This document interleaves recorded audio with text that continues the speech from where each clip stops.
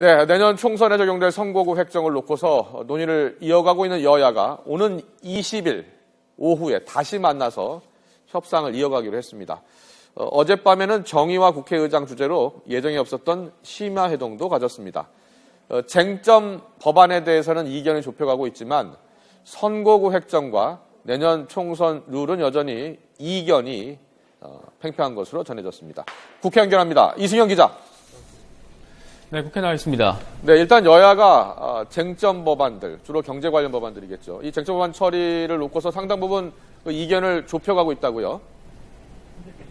네, 그렇습니다. 여야는 어젯밤에 예정이 없던 회동을 진행을 했습니다. 정의와 국회의장의 주재로 회동을 통해서 협상을 벌였고 모레 오후에 다시 만나서 협상을 이어가기로 했습니다. 정의와 국회의장은 오늘 아침 출근길에 기자들을 만난 자리에서 여야가 쟁점 법안 처리를 놓고 접점을 찾아가고 있다, 이렇게 말했습니다. 특히 서비스 산업 발전 기본법과 테러 방지법 등 각종 쟁점 법안들을 해결할 수 있도록 양측이 교감하고 있다고 말했습니다. 선거구 획정은 계속 노력 중이라면서 큰 성과가 없음을 내비쳤습니다. 현재 여야는 농어촌 지역구 보호를 위해서 지역구 의석수를 7석 정도 늘리고 또 비례대표를 7석 줄이는 안에 공감대를 모았습니다. 하지만 새정치연합은 비례성 확보 방안으로 정당 득표율의 40%만큼 의석수를 보장해주는 연동형 비례제를 주장하고 있고, 반면 새누리당은 야당에만 유리한 안이라면서 반대하고 있습니다. 또 야당은 선거 연령을 현행 19살에서 18살로 하향 조정하는 안을 제시했지만 여당은 이를 수용하는 대신 쟁점 법안을 통과시키자는 요구를 계속하고 있는 것으로 전해지고 있습니다. 네, 야당 내홍 사태로 연말 정부의 긴장감이 감돌고 있습니다. 여야 각 당 분위기도 정리해 주시죠. 네, 먼저 이 내용 사태를 겪고 있는 새정치민주연합 상황부터 보면 이 문재인 대표는 전략공천위원장 인선을 마무리하고 이 본격적인 총선 체제에 돌입을 했습니다.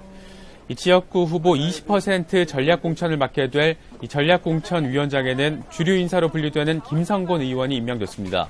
또 후보자의 도덕성을 검증하는 공직선거 후보자 검증위원장에는 백재현 의원이, 또 최대천 의원의 사퇴로 공석이었던 정책위의장 후임으로는 이모키 의원이 임명됐습니다.